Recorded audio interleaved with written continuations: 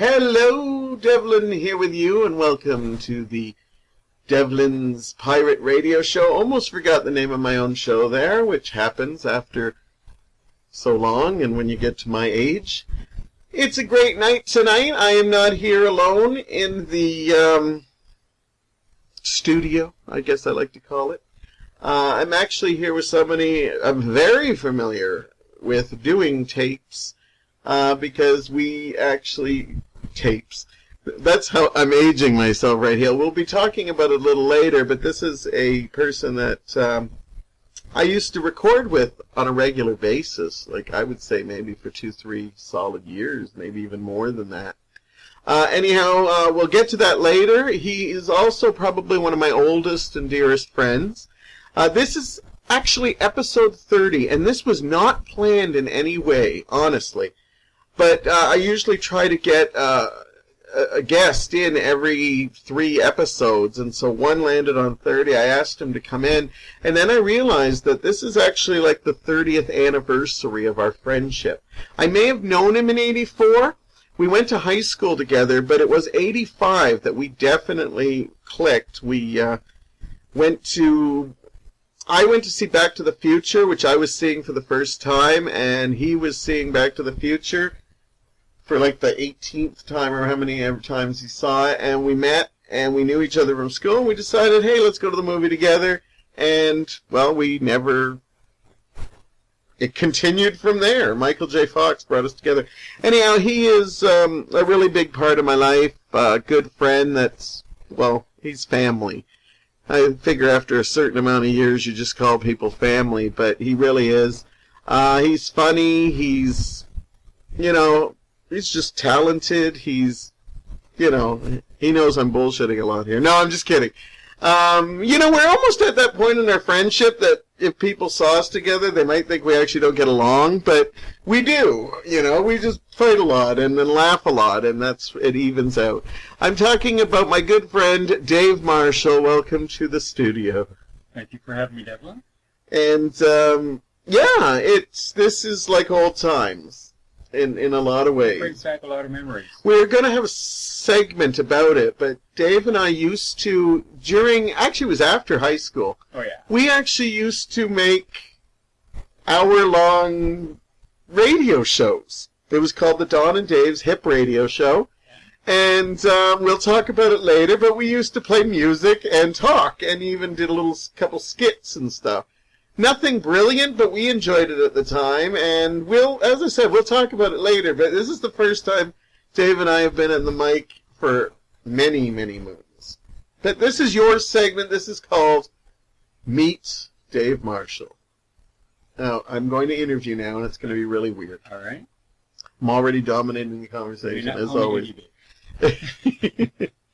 So, first of all, since I know you, tell everybody about your upbringing. Like, where were you born, your family, I was born at West Lincoln Memorial Hospital in Grimsby. I've heard horror stories, and everybody cringes when I tell them that, but... was it a horrible hospital? Or? Not that I recall. I was kind of young. I know, but don't you ever want to know? Maybe they switched you at birth, or...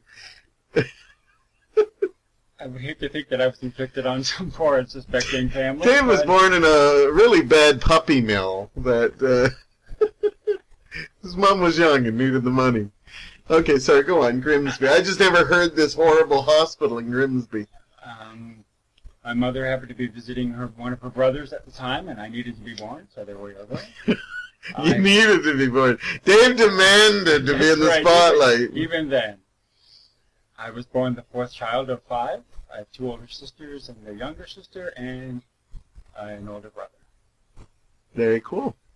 And as I said, I know a lot of them. I've met them and stuff. And I don't know.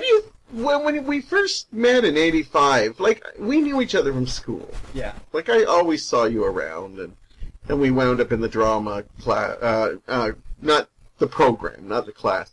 Because you never took drama, did you? No. I took it briefly when I was at Delta. You were offended by it, weren't you? I just didn't see the need for me to know what a tomato thinks. Yeah. it was lost on me. I didn't see what I would gain from knowing that. See, that surprises me because you were part of the drama club and you're a big fan of Mr. Samahootin, which I talked about a couple episodes ago. Yeah, he was a great guy. He was a great teacher. You just had to work with him. Yeah, but he never told us, what does a tomato sound like, But yeah, no, I always was surprised that you never did that. But you were always involved in sports, right? You were like the water boy and stuff, the towel boy. The manager, they call it. The manager helped out with the football and basketball teams. Yeah, but you toweled them off after the game. Towel them off. That would be my dream job. I'd be like a nervous wreck if I had to those, when I was a high school guy, toweling off the team. Oh, I'm just getting hot thinking about it. Sorry. No, but you hung with the jocks sometimes. Yeah. They're regular guys. Everybody knew you. Yeah. I'm not saying they are. I'm certainly not. But remember, we're going back to the breast, not the breakfast club, the breakfast club times when there were cliques and stuff. Yes. And the jocks were basically the jocks, which I didn't get along with them, but they didn't beat me up. But they knew you. They'd always be like, "Hey, Dave," So what would you say you were like in high school? And then I'll tell you were wrong. Because I knew you in high school. I don't know. I like to think I kind of skirted the regular clubs. I obviously had no place with the smart kids. But I could hang with the regular guys, such as yourself, and I could hang with the jocks, and it's... Yeah, no, you could. And you were probably more ingratiated. I was fine with all of them, but I didn't exactly hang with any of them and stuff. But you seemed like that. Now, I always joke about this, but you were in high school for a long time. We always say you would have got an honorary degree. For you youngins out there was a time when we had a little thing called 13. Grade 13, and it was kind of, what would you call it, to get ready for university or college? Or prepare you for a steeped up education process, I guess. But if you were really confused, like Dave and I were, I only was in it for 2 years. But you did the long-term, medical role, How long were you in grade 13? I took grade 13 for 2 years. It was not 2 years. It was 2 years. Really? Yes. I think it's more. I'm looking into that. I think he graduated in 79, and then 13 came and he graduated in 87 or something. I'm looking at books. Okay, sorry. I'm sorry, I started high school in 79. Okay. Yeah, he was there a long time, let's just say. But you liked it, and they let you keep coming back. Some teachers didn't want you back. But we'll talk about that in our high school segment. Because since Dave knew me in high school, we thought it'd be fun to do a segment talking about some of our adventures. I can't think of any at the moment, but we'll find something to talk about. So after high school, you just went on with your life? What do you do for a living? I still do security work. I've been doing security work for 25 years now. And you love it? Sure. Do you like the portrayal of security guards in movies and television? Oh, yeah, they do it spot on. Yeah. Well, every time I call him, if he's working, he's doing crosswords, or I'm listening to the game. But he always seems to get offended when he sees, nobody doing anything in these movies and stuff. But, he's there with a cup of tea, Okay, so you also, you have a daughter. I do. And why don't you tell us a little bit about her? Her name is Erin Dawn Marshall. Her middle name is after you, of course. Yes, after, different spelling. Yes. And she was born January 10th, 2003 at 8:03 p.m.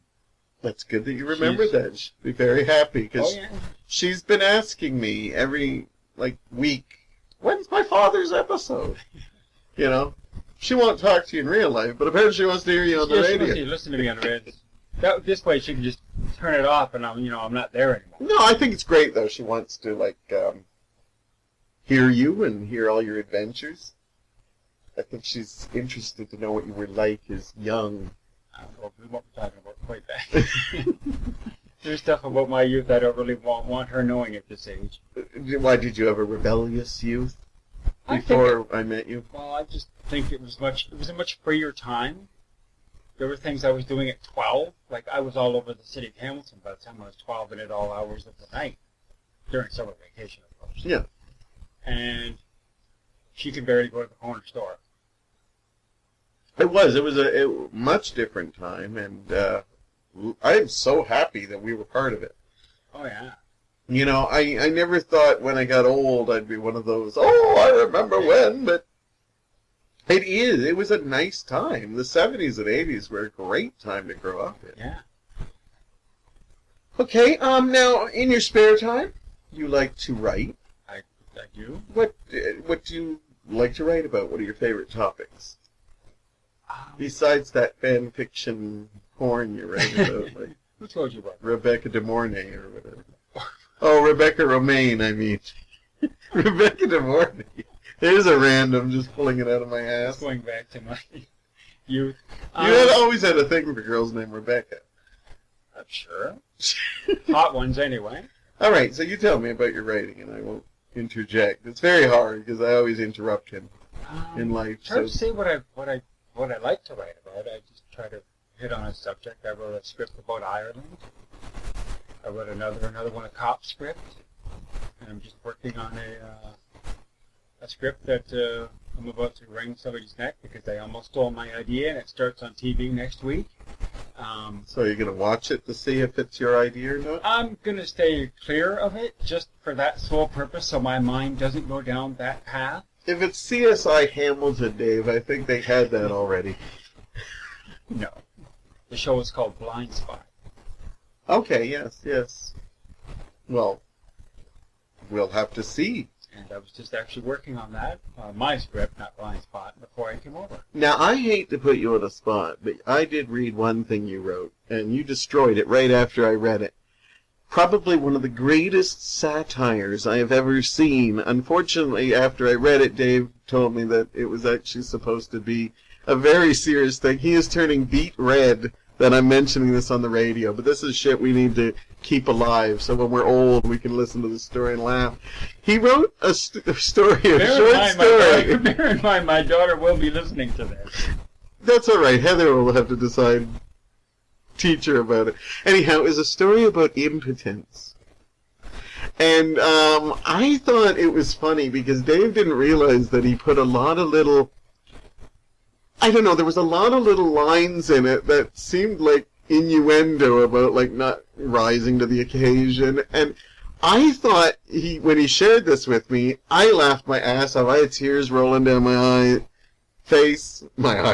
And it was just funny as hell. And then I found out later that you, like, went and, like, just... How quickly did you destroy that? Because this was a serious... You were going to sell this for, like, a afternoon special, like, after school special. I should have kept it and done that. If I'd only known that's the route the world was going to take, I would have made some money. How quickly did you destroy that? Not quickly enough. Yeah, I couldn't believe it. We are going to lose these words forever. I would have probably done that on stage. I might have come out of my long stage hiatus to do that play. It didn't even have a name, like, you know, Rock Hard or... No, that was the lead character's name. Okay, well, stop talking about impotence again, because no men our age want to talk about impotence on the radio. But, so what's your plans for the future? You're getting up there. You just celebrated your 50th, if you don't mind me saying. Oh, thank you. I did. Yeah, what was that like? Because I'm coming up to it, and I don't think I'm going to handle it as well as I thought. It was another birthday. Yeah. I'm sure yours will be a much more festive occasion than mine was. We took you out to dinner. We bought you gifts. I wanted to keep mine perfectly low-key. Well, we were going to have a big party for you, but we're like, who do we invite? Our friends? No. You're not quite as personable as some of us. Am I right? This is true. We tried to call, like, you know, some of your old teachers, but they heard your name and said, "What that?" We should have done a "This Is Your Life" kind of thing. Oh, sure. I think your family was busy that weekend. I wouldn't be surprised. Never heard of them, they said. We joke a lot because I don't want to dish your family on the radio, but I don't think they're listening. They've got other things to do. But we always have a common joke that they forget to tell Dave about, like, holiday events. Unless Dave, like, literally calls to say, Are you guys doing something for Thanksgiving? Like last Christmas. Christmas is at my niece Carrie's house, but no one bothered telling my brother and I. Did you find out in time, or did No. you call them up at New Year's? Hey, what you guys do for Christmas? No. Found out the next day. Everybody was wondering where we were. Now, this is just slight. This isn't just they're out to get you, right? No, it was... Yeah, it was. This is a logical mistake, right? We can admit we have them behind door number 1 to come and tell us this is your life. Now, our next segment, we're going to actually, believe it or not, we've already gone through our first segment, but our next segment, I thought it'd be fun. I've been talking a lot about high school lately. You know, you can tell I'm getting old. I'm starting to and since you were one of the few people that spent time with me in high school, we're going to just shoot the shit about high school, because you had a good time. Like, you stayed there 20 years or whatever we decided. It was a long time. A decade, at least. A decade, at least. Okay, it wasn't that long, but it was close. It was close. I'm telling you. Teachers weren't there as long as he was. They always said, we're going to give him a mandatory teaching degree. I think they eventually kicked you out because they realized you were almost going to get your own class. So, I wish I was joking. So do I. But that's the good thing about 13. You can keep going. They weren't going to stop you. Even if you had, I have one class, they'd let you come in and hang out with them. You're paying for your books. You can go as many years as you want. You're paying for it.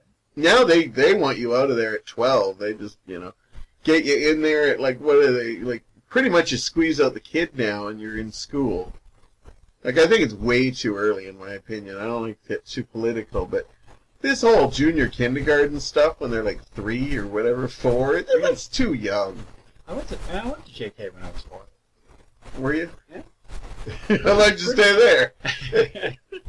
Did they let you stay at JK for a couple of years? Disappointment came in grade 1 because in kindergarten, all you do is show up, play, have a snack, have a nap. Your mom shows up, you go home. Yeah. You get your grade 1, it's like, hey, what the hell? Where's my cookies? Where's my nap? Yeah. It's gone. That's when the dream is gone. Well, we didn't want to talk about that. We teach our kids right now how special they are. Everybody has to get the same ribbons in school. Everybody has to get we can't have anything. And then once they're out of school, they find out in the real world that we're not as fucking special as we thought. It's horrible. See, we went to school where we were told, you're not fucking special, Get over it. Because we learned in kindergarten, okay, no more naps, no more snacks. Get your big red pencil out and your half scap. Because now it's time to work. We were told immediately, but now it's hard for kids. So we're going to delve into the high school aspect of that. Probably not the academic with us, because we were not on any teachers. We were not scholars, no. We were not. We had a couple of teachers that liked us, and that was about it. So we'll talk about that on the next segment, so we'll be back with Dave Marshall right after this. We are back with Dave Marshall. He is my guest today. He is one of my oldest friends. Not my oldest. I actually know somebody who was, younger than me. I'd like to have him on one day. But this is your show. And since I've been talking about high school a lot, I thought you and I should just kick around and talk about our high school days. Because it was a lot of fun. We met probably... Well, I always knew you around the school, but we did eventually, do, drama together. Now, again, not the program. We did the play, right. The drama club. And we started hanging out and realizing we liked a lot of stuff after we saw Back to the Future. Yeah. And then we wound up in, the drama program and stuff like that. And we had some classes together, which was kind of fun. But don't you tell me you don't know that we had some classes. I know we had one. I can think of one. Okay, we had one class together. We were in different ages, but... stuck us in different circles. And once you get into certain cycles with the same students, you get blocked together. Not to mention, I took stuff that you wouldn't have took, like art, and I actually took that Bachelor Survival course. Actually, you did too. I wish I'd known. Oh, no. No, I took the one, I didn't take the Bachelor Survivor course. I took the other one where it's... Like economics? Yeah, home ec, where you get like one whole semester. And that's the class we were in together, right? I think we were also in that one together. Yeah. We also had sociology with Mrs. Rob. Yeah, we're gonna bring her up for sure. Yeah. Yeah, the Bachelor Survival course I took, and it was a lot of fun. It was you cook the first half, and then you learn to sew the next half, because all bachelors need to know how to make a stuffed animal, because that's handy. Now, I made a shirt, which was quite nice, but you never took any of that kind of stuff. I think when hearing you describe it now, I think I did take that class. What do you think your best class was? Like, subject? I don't know, gym. Did you take high school gym? I did, yeah. I got out of it on a loophole. Yeah, I know. Because I will probably talk about it in the future. I talked about it a little bit, about how I was actually bullied by my, like, grade 6, 7, and 8 gym teacher, which made me just terrified of taking. And I'll probably go into the whole why I used to love gym, and then they scared me away. But the truth of the matter is because remember when we first went to school, you had to take one gym in your whole course. Yeah.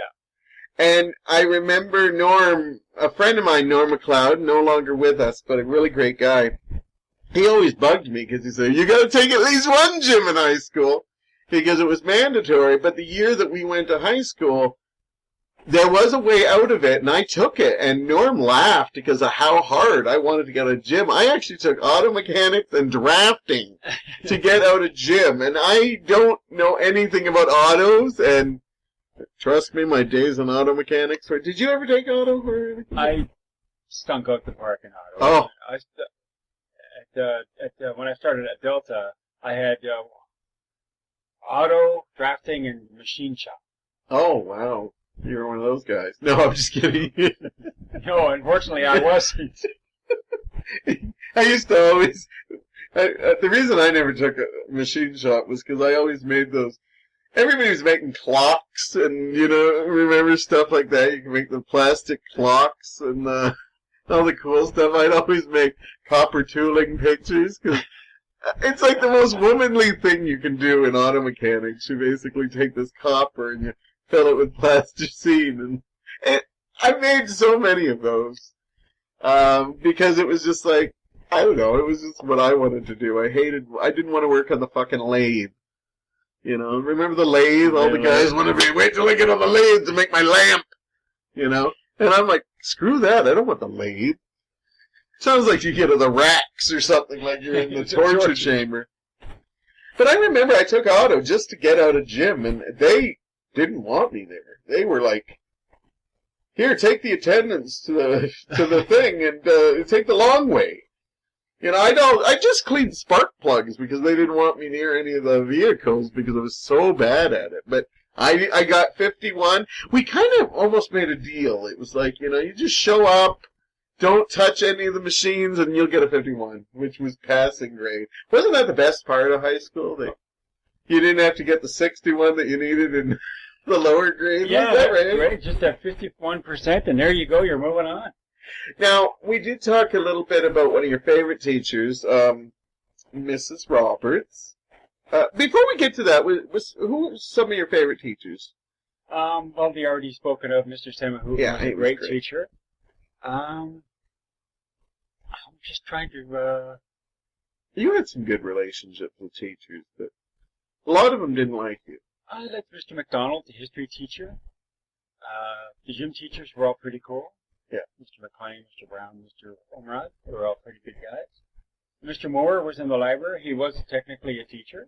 Yeah. He was pretty... I always thought Mr. Moore was an all right guy. Sad to think a lot of these people are dead now. Because we're getting older. Imagine how old they must be if they're not. I hate to tell you this, but... Not that it's a bad thing for you, but the other day I was thinking, I've been worrying about my 50th coming up. And I haven't really been worrying, because age is just, to me, a number. But it's been in the back of my mind that I'm a couple of years from 50. You know what comes into my mind now? I'm like 8 years away from getting the seniors discount at Shoppers Drug Mart. Now that's frightening.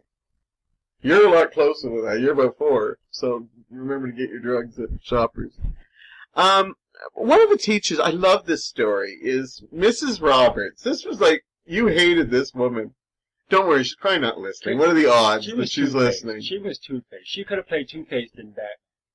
Yeah, Dave says, I thought she was always nice to me. She was this sweet little woman that did the home economics. And she just, Dave thought she had it in. This was your nemesis. She did have it in for her. Yeah, oh. You know what story I'm going to tell. One of the greatest moments. Yes. I still can't believe he did this in school. We got our tests back. And then she was going to go over the tests with us. So she handed them all back, and then she had to leave the thing. And I'm looking at my test, and all I'm hearing is rip, rip, rip. And I'm like, Dave? I think we're going to be talking about that test. And I'm just, rip, rip, rip. I'm guessing he got a bad mark or something. And, I think it was 13% or something. And then when she comes walking in the room, you actually threw it up in the air, right? Yes, I did. And what did you say exactly? Do you remember? Whee! And I'll never forget her face, the look on her face. She sent you out of there. She did. You did. You got thrown out that class. Now, was she also behind Your Heritage project? Yes. Okay, tell this story, because this was great. Because you really believe this woman hated your guts. Well, as the story goes, we were given a class project to do on the cultural history of our family, where someone in our ancestry was from. So I chose Scotland. Well, I worked on my project. I went and interviewed another student's father to get some information, to get some background, and had it all ready to go. And I found out another student was also presenting Scotland on the same day. And it was the last day before March break. Yeah. And she staunchly refused to let me do it on the first day back. You know, thinking probably I was trying to, like, avoid... Get more time. Yeah, I wasn't done the work. She always thought you were plotting against her. Yeah, Whee! most of the time I was, but that time I wasn't. So Ian MacLeod, cool guy, stand-up guy. He's listening right now. He's totally shocked. This isn't about him. But anyway, he did a kick-ass. Oh, yeah, I remember. He had like pull-down chart. You know those the maps that they pull down in class. He had those. He had frickin' slideshows. He had lasers. He had the whole 9 yards. I was waiting for the bagpipe player to come in. It was so good. I think we were all wiping a tear from our eye. It was so good. We all wanted to be a little Scottish that day. I think you should have lost marks for not having a bagpipe player, actually. So he does this. The whole audience, the class stands up, applauds, throws roses at him. I don't remember that part, but it was good. He takes a bow. He sits down, and she calls my name, and I'm like, seriously? Seriously? Their main expert was. Yeah. I get up, and I basically give the information I have, which is, not coincidentally, word for word, the same information. Ian just spoke so eloquently. With the amount of kids in class, I guess she could have really put you on a different day. Yes. Yeah. So give people a chance to forget how magnificent Ian's presentation was, and, like, oh yeah, okay, but no. And, I was sitting back down in about 45 seconds or something. It was ridiculous. Yeah, it was, I remember that day. You were just so like, I hate that bitch, so. Well, we have good teachers, we have bad teachers and stuff. I had my own bad teachers. Now, did you get in trouble in high school a lot? Like, did you get sent to the office a lot? Not really. No. How about not at Scott Park, anyway. No, secondary, elementary school? Oh, yeah, I had a rough time through grades 7. Did you ever get the strap? Oh, yeah, that's why I had a rough time in grade 7, yeah. Again, talk about times were tough. Not only did we have a lot of freedom back then, we actually had the strap. I never got the strap, because, me, I was probably like an angel. I feared getting in trouble, so I never... But you actually got the strap? Yeah. Wow. I remember. Explain the strap for all these young people that are like, you know. Whenever you stepped out of bounds in a large way, short of killing another student, they sent you to the office.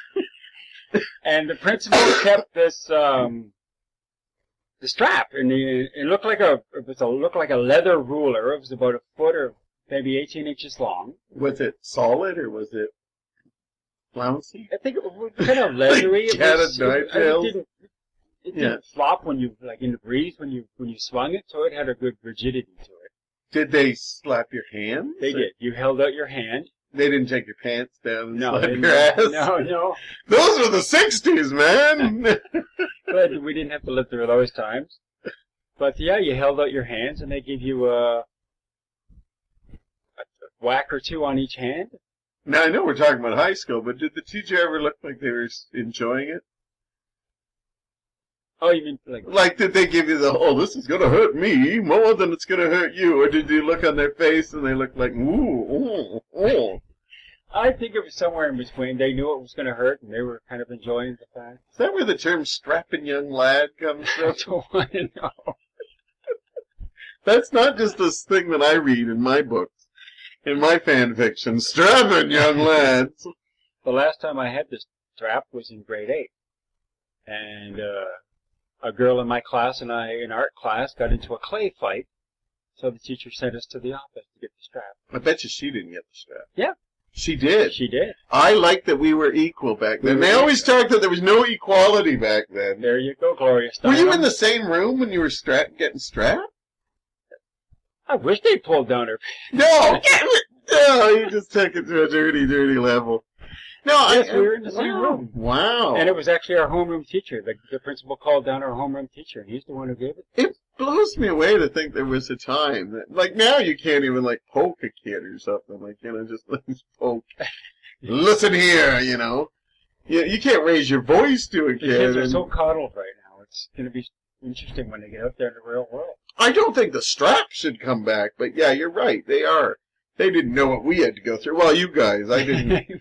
I almost avoided trouble once in high school. I remember. Almost avoided it once. Yeah. I always got talked into doing stuff, and I remember my friend Norm, who both of us were not known for getting into trouble. Norm said, "Hey, let's skip off and hang out in the cafeteria," which I thought was crazy because it was like, not only are we skipping off, but we're going to stay in the school. So I decided, why not? Let's do it. Norm wouldn't lead me astray. And I remember, like, being there and thinking how rebellious it was, and I loved it. And then one of the principals came in, and I'm like, oh, no. Then the rebellious, I'm no rebel once I'm just like, yes, sir, no, sir, yes, sir. But the thing that always, I've told this story to you many times, the thing that always pissed me off about the story is, I was a damn cherub, just like Norm. But after I get in trouble, he actually goes, and you, Norm.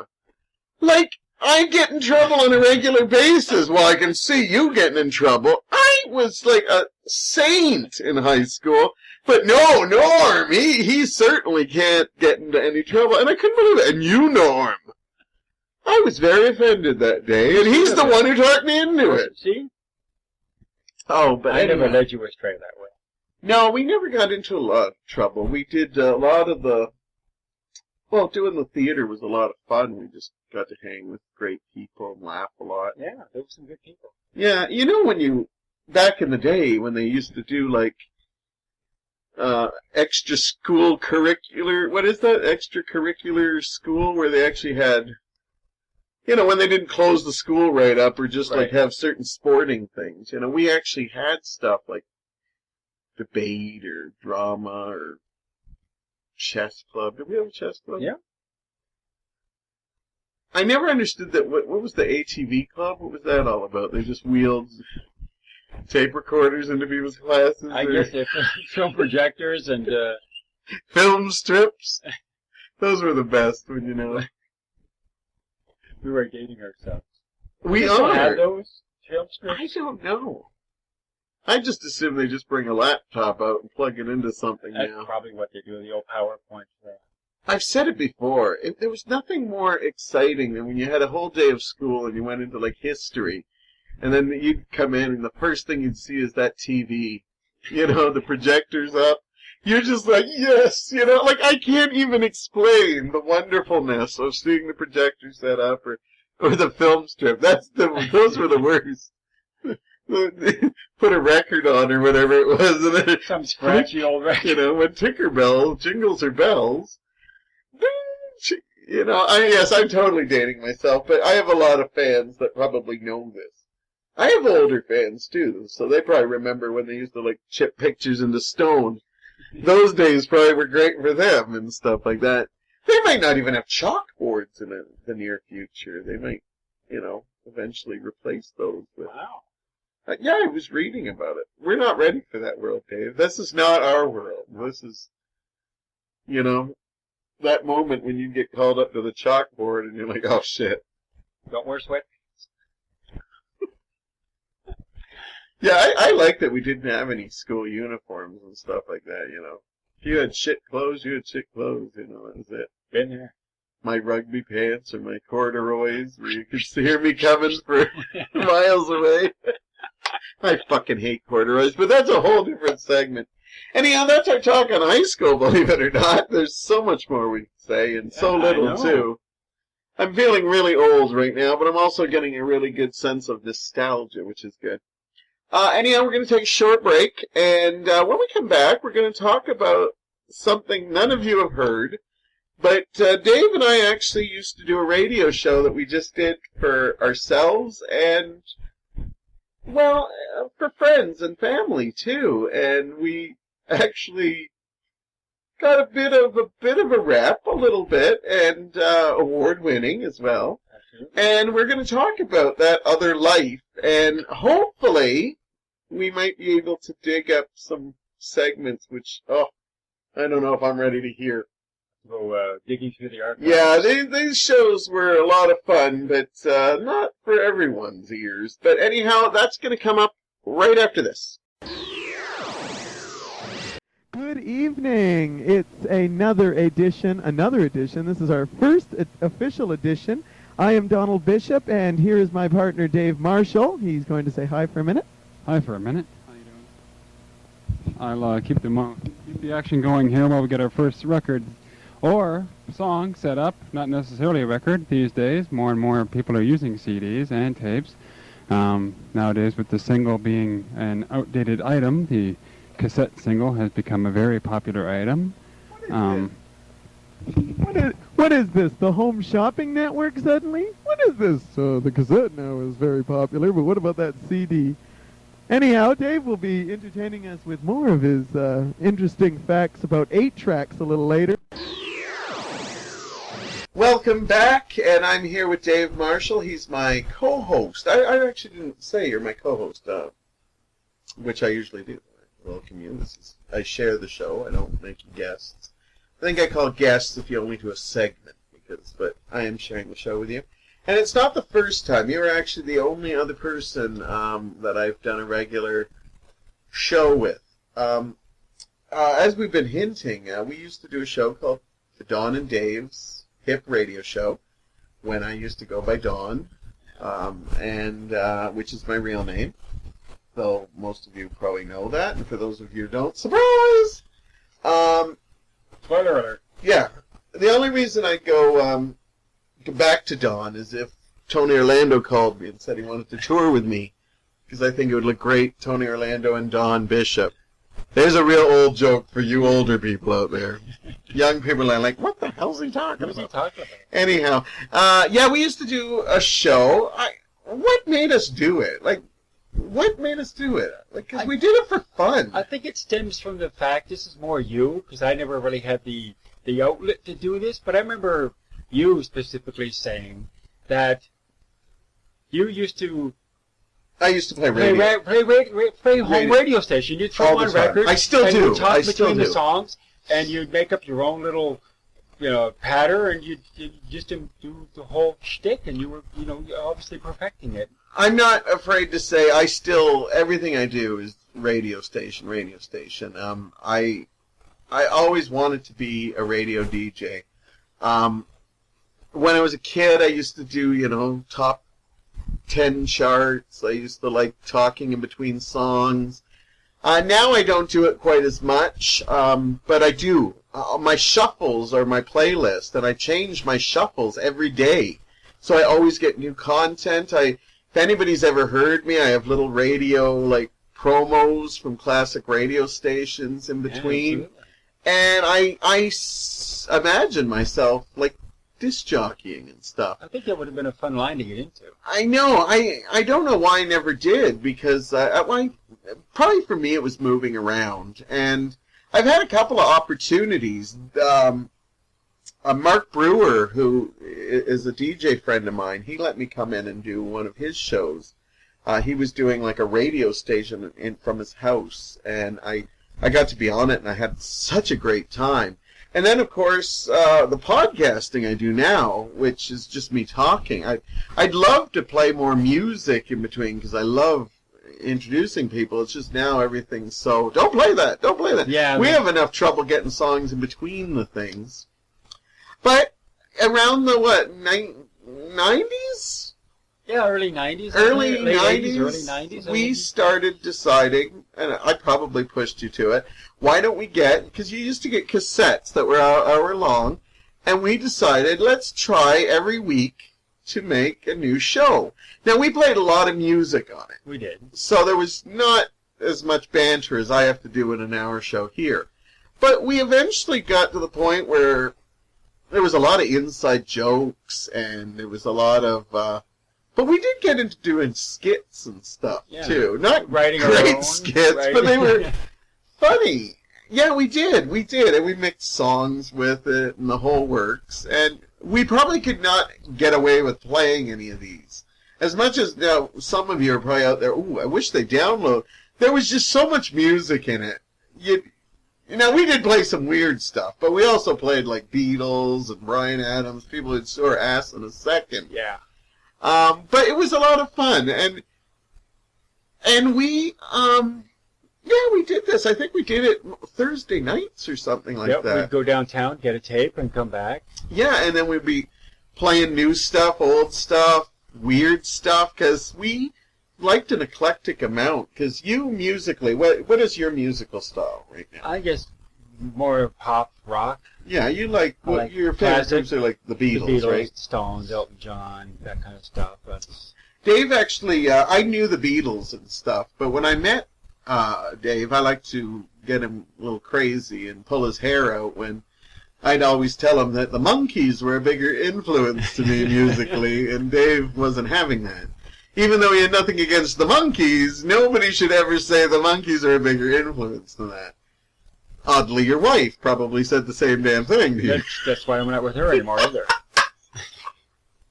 That's why you got rid of her. That's right. The secret's out. So anyhow, I always, not blame you, I always credit you for getting me more into the Beatles. And I do now understand the importance of the Beatles. And for you youngins that think they're still overrated, they aren't. They really are good. Now, there are some Monkey songs that I think are better, but we're not going to get into that right now, because that's not what this segment's about. Yeah, and I brought you music. I'm sure I influenced you with a lot of stuff. How much Olivia did you get to hear after? Everything. Yeah. But you liked Olivia. I liked Olivia before then, yeah. So. And you didn't even know she sang before I came. You were just looking at her. No, you also saw Grease, just as much as me, probably. And Xanadu. Yeah. I saw Grease a lot of times at the theater, and Xanadu I saw just the once. Yeah. You've seen it a hell of a lot more times being with me now, though. Yeah. Yeah, I say that to Mike all the time. Did you ever think you'd have this much Olivia Newton-John in your life? But anyhow, so we'd get this tape, and we had a theme song, and we're going to hope to get the rights so we can, play it in here. But we used Colin James, because he was really... He's, still awesome. He was once awesome. And he had an instrumental track that we loved called 3 Sheets to the Wind. And that was our theme, and we'd change up the theme for specialty episodes and stuff. But we actually did acting on it, too. Do you remember those? We had specialty things where we did little storylines. That was probably horrible acting. It was probably, couldn't make it on theater in Gore Park, What I do remember about these things, though, I really loved doing them. They were a lot of fun, and they took us not too long, maybe about an hour and a half, because we'd have to find music, and we were taping from, like, compact discs to vinyl, fireside records, as we'd like to call it. Absolutely. So I would occasionally tape to tape, because we'd have Casingles. Who remembers? Wow. Casingles. Who remembers Casingles? Not many. Yeah, but it was amazing, and we did this show. Now, the reason I'm mentioning this show is because it was a big part. Like, we just decided to do this for shits and giggles, but we had over 100 episodes. Yeah. I lost count, but I know we were over 100, which is crazy. I do not have those cassettes anymore. But Corda, who's always doing amazing things, saved a lot of them and put them on discs for us. And now, I haven't whipped them out in a long time, but we always said when we were recording them that these are going to be killer when one of us dies. Yeah, that's going to be tough. Like, listening to them. Because it's just us being us. Talking about stuff. Yeah, I'm sure you bitched about tons of stuff. Because anybody who knows Dave, that's what he does. That's his, Some things never change. Yeah. What's your biggest memory of those, like, recording them and stuff? Like,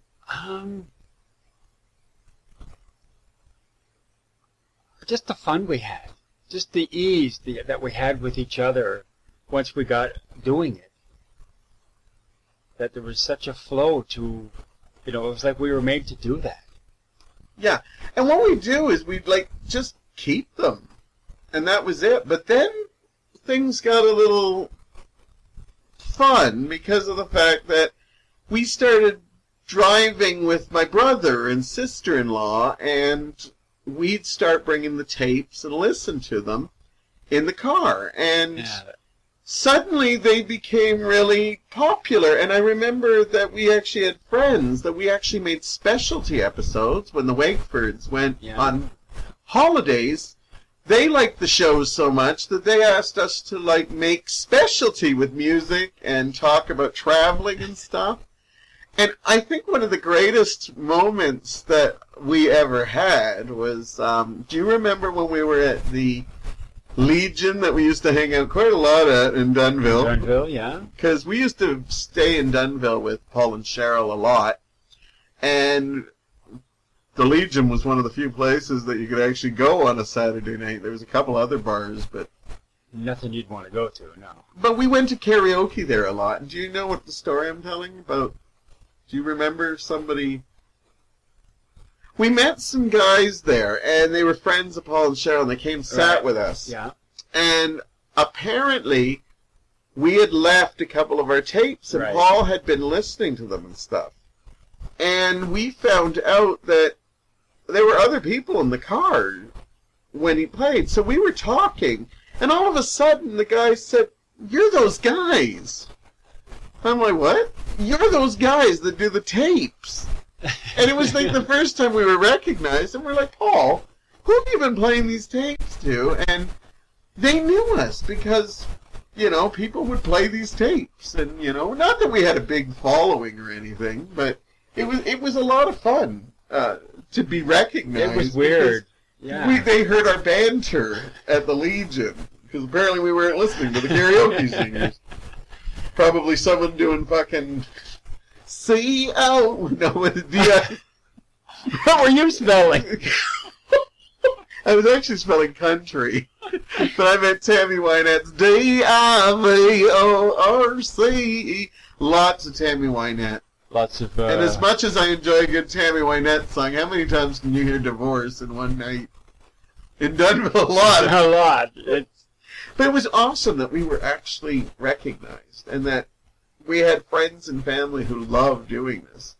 I'm surprised I didn't podcast sooner because of those That would have been fun. But like you said, it probably couldn't have gotten very far, because our asses would have been sued into our grandkids' lives. Yeah.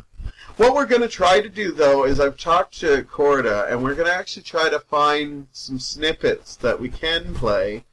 I have no clue what we're going to hear, and if you don't hear anything, that's mean we couldn't find anything. But we are going to try to put some of this in here, because I think it would be fun for people to just hear what we were doing. Because I don't even know what we're doing. But you know what we should do? We should really, we should just have a night where we put one or two on, and, you know, if you want to drink, I might need to drink too.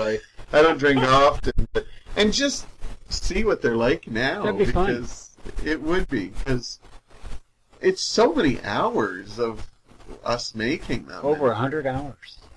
And we did, specialty ones for people. We did, and when I think back at them, I always smile, even though I know I would cringe hearing them now because we were just so not polished. We just talked, and sometimes we just let things rip. I'm embarrassed sometimes with some, and we're so outdated stuff. I listened to some a couple of, like a year or two ago, and I was just like, oh my God, we're still making Lulu references about April Wine playing there every year, and if you know that reference, you're old.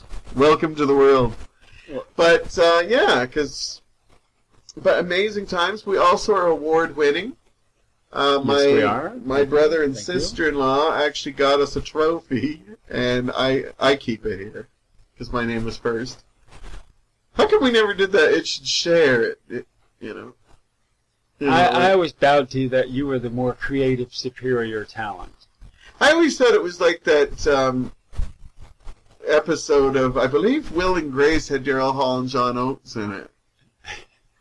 And they always said, I don't know if you remember, you ever saw that episode? No, it's a hilarious episode, because you'd never think Hall and Oates were that funny.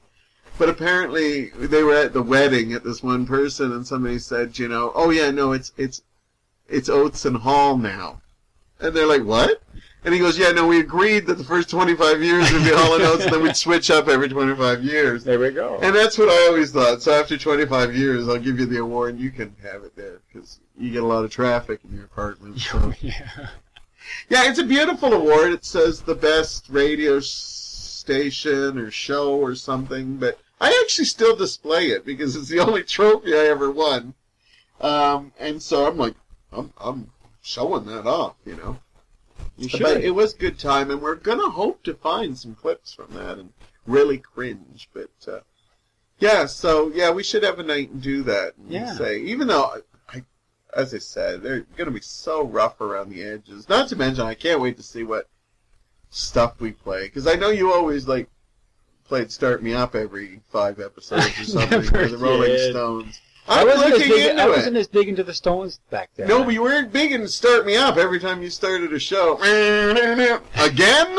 And then I'd always, follow with, tiptoe through this.